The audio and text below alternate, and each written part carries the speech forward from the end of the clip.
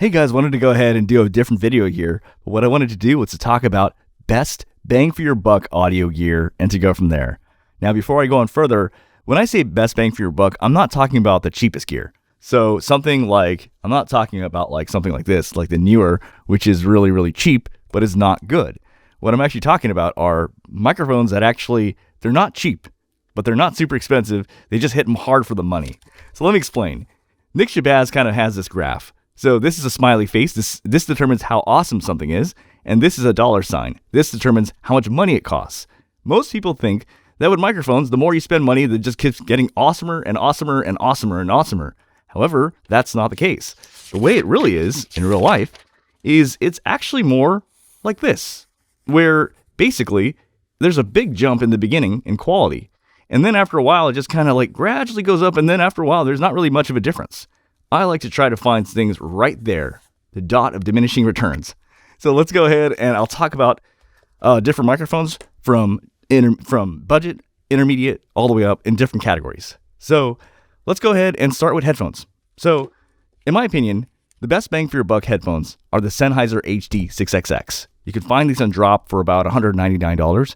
In my opinion, even though these are not exactly the cheapest headphones, this is the best bang for your buck. I've tested headphones that are far more expensive than this, and in the end I'm just like, why should I buy that? I'm just going to stick with this.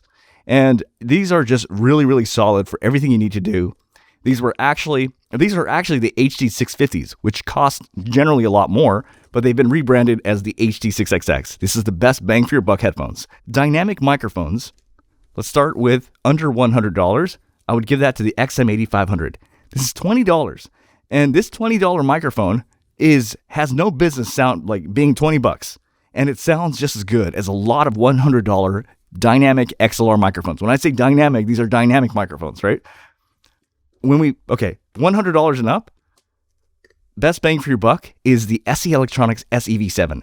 This is about $99.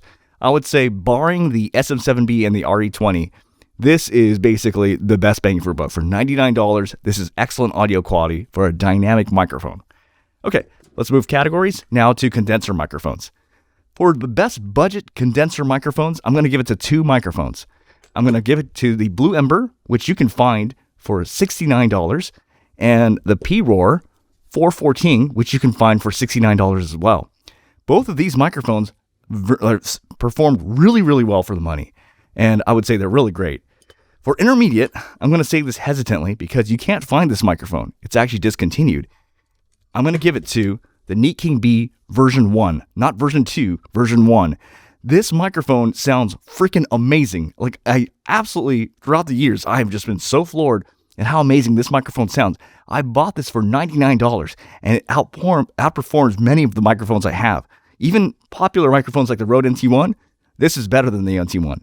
And I got this for $99. If you look on Reverb, you can find it for $125 right now. Really great sounding microphone for an intermediate. And I shit you not, for people who have bought this microphone at $99 and they go and ask, I want to upgrade.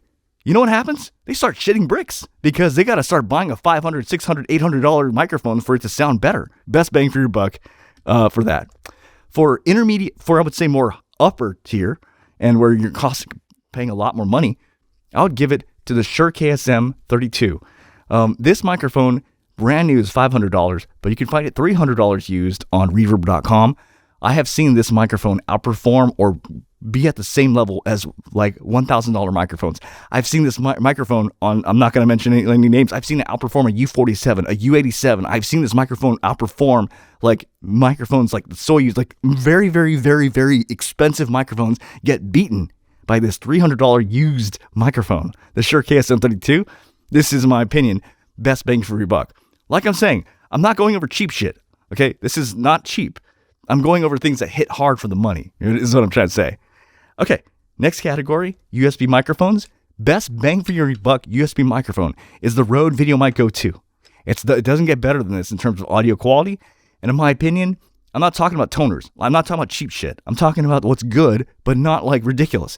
This is better than a lot of the freaking USB microphones that are out there in terms of pure audio. The VideoMic Go 2 for USB. Best bang for your buck shotgun microphone.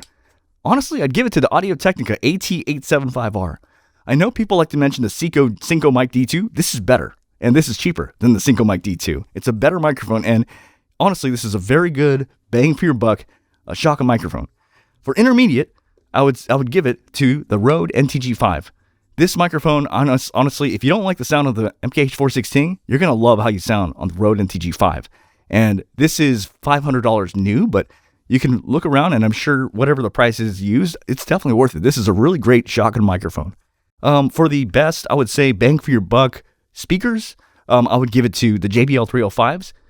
And I might be biased, but I've tested, and in my opinion, if you want to get better than this, you know what you're doing? You're going to be spending $1,000 on Genelecs or A7s. And I don't need to do that. This is why I've never upgraded past these speakers. Oh, the other one is where I'm speaking of. This is the SE Electronics SE8. In my opinion, these are probably the best bang for your buck short condenser microphones. I was going to give it to the Octavas, but these are better than the Octavas. You know what I mean? And not much more than the Octava. Actually, I would say they're the same price as an Octava right now, especially because of the war. So, best bang for your buck, I'm going to give it to the SE8. So, yeah, that's, I think, all the categories here, and hopefully that was helpful for anybody.